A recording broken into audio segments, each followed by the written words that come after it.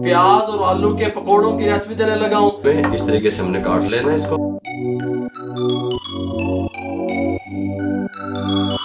इस तरीके से इसके ऊपर डाल देंगे, आलू के ऊपर, प्याज के ऊपर भी डाल दें, कोई मसला नहीं है।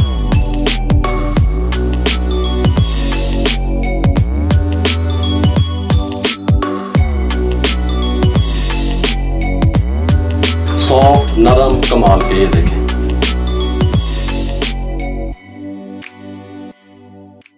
बिस्मिल्लाहिर्रहमानिर्रहीम। अस्सलाम वालेकुम व्यूअर, मैं हूं शेफ रिजवान और आप देख रहे हैं बाबा फूड RRC। एक न्यू रेसिपी, जदीद रेसिपी, मौसम के हिसाब से रेसिपी, प्याज और आलू के पकोड़ों की रेसिपी देने लगा हूं, लेकिन एक न्यू स्टाइल में बताने लगा हूं। किस तरीके से बनेंगे, टेस्टफुल बनेंगे, आप उंगलियां चाटने पे मजबूर हो जाएंगे, लेकिन किस तरीके से बनाने हैं तवज्जो से देखिएगा।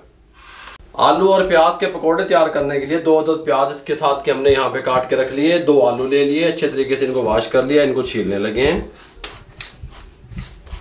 ये आलू हमने इस तरीके से छील लिए। अब इनको काटना किस तरीके से है ये मैं आपको बता दूं थोड़ा सा। ये आलूओं को आपने इस तरीके से गुलाई में, थोड़ा सा जान में, इस तरीके से हमने काट लेना है इसको।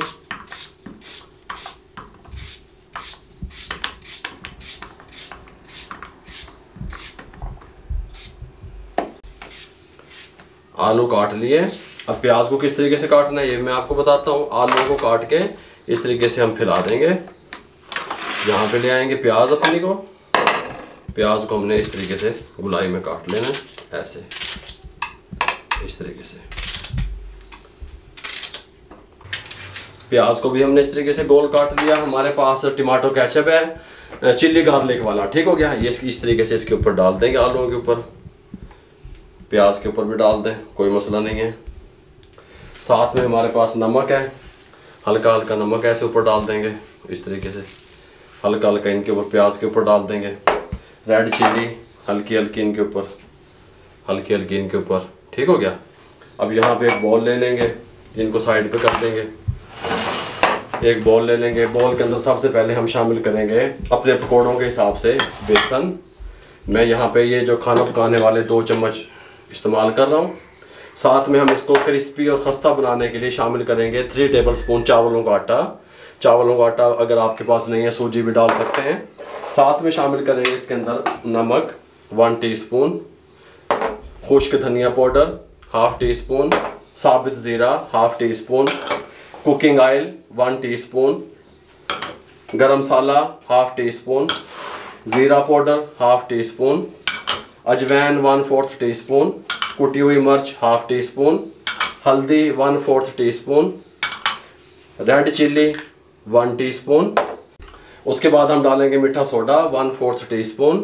साथ में हम डालेंगे धनिया इस तरीके से, और अच्छे तरीके से पहले इसको मिक्स कर लेंगे। मिक्स करके फिर इसका मिक्सचर तैयार करेंगे।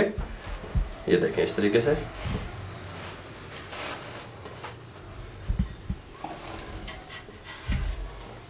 मिक्स करने के बाद इसके अंदर हम पानी शामिल करेंगे थोड़ा थोड़ा करके, और इसको अच्छे तरीके से इसका मुलायम सा एक मिक्सचर तैयार कर लेंगे, ठीक हो गया।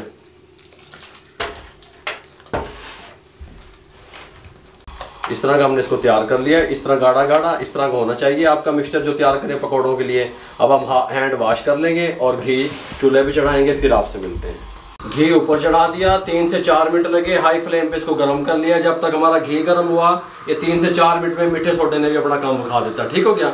यहाँ से अब हम क्या करेंगे, ये उठाएंगे एक आलू इस तरीके से, इसके अंदर इस तरीके से अच्छे तरीके से डिप करेंगे। इस तरीके से बहुत टेस्टी बनेंगे अल्हम्दुलिल्लाह। इस तरीके से डाल देंगे, फिर इस तरीके से लगाएंगे, इस तरीके से डाल देंगे।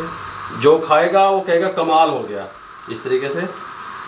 अब 1-2 मैं आपको प्याज का भी डाल के दिखाता हूँ। पहले ये डाल लूँ थोड़े से, फिर प्याज वाला पावांगे।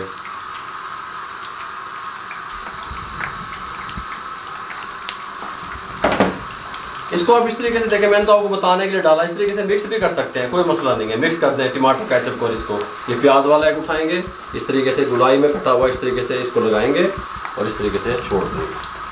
इस तरीके से एक और उठाएंगे लच्छा सा, इसके ऊपर इस तरीके से हम डालेंगे बेसन और इसको इस तरीके से यहाँ पे छोड़ देंगे। ये इस तरीके से, ये प्याज वाले भी इसी तरीके से हम डालेंगे, गुलाई में इनको फ्राई कर लेंगे।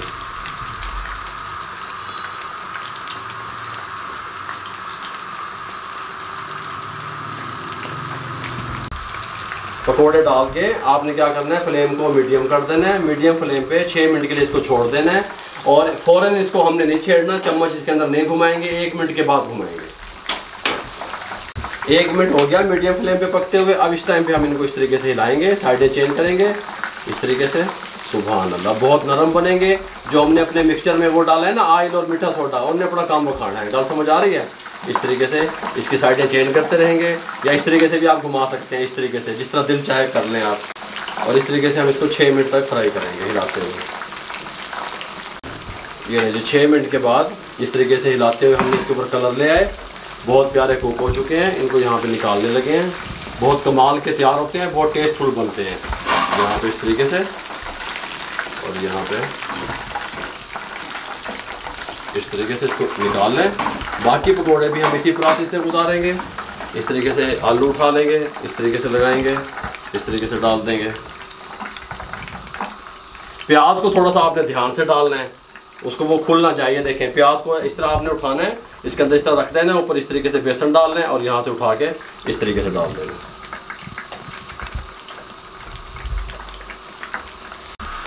तमाम पकोड़े तैयार हो चुके हैं, फ्लेम को बंद करने लगे हैं, इनको यहाँ पे निकालने लगे हैं इस तरीके से।